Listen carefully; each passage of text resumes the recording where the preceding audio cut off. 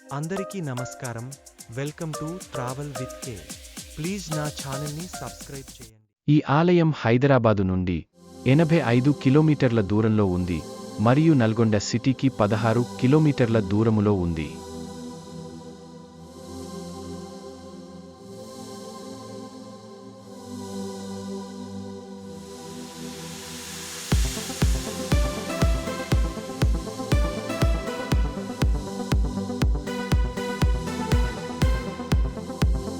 అమావాస్య రోజున వివిధ ప్రాంతాల నుండి ప్రజలు ఇక్కడికి వచ్చి ఆలయం దగ్గర మరియు చుట్టుపక్కల నిద్రిస్తారు.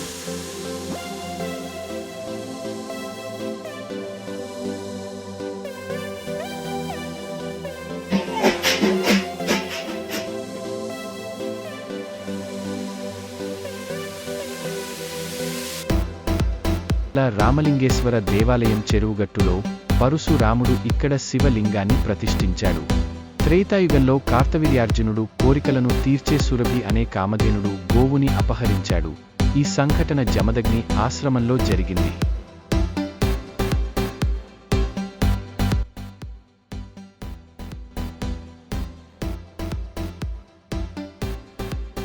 పరశురాముడు అప్పుడు అక్కడ లేకపోవడం, పరశురాముడు తిరిగి వచ్చిన తరువాత అక్కడ ఏమి జరిగిందో గ్రహించి కార్తవీర్యార్జునుడిని చంపుతానని పరశురాముడు ప్రతిజ్ఞ చేస్తాడు.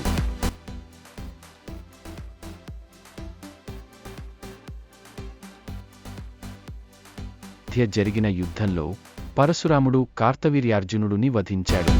ఆ తర్వాత పరశురాముడు తన తండ్రి ఆదేశాలతో తీర్థయాత్రలు మరియు తపస్సు చేపట్టడానికి బయలుదేరాడు. పరశురాముడు మొత్తం 108 శివలింగాలను ప్రతిష్ఠించాడు. అందులో చివరి శివలింగమే చెరువుగట్టులో ఉన్న శ్రీ జడల రామలింగేశ్వర స్వామి టెంపుల్.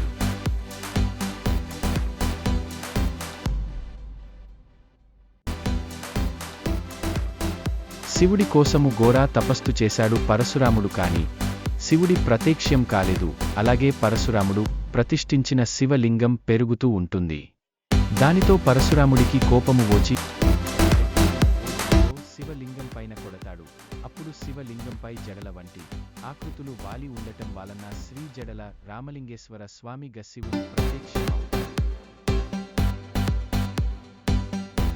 అప్పుడు శివుడు పరశురాముడి తపస్సుకు మెచ్చి ఇప్పటి నుండి ఈ క్షేత్రము పవిత్ర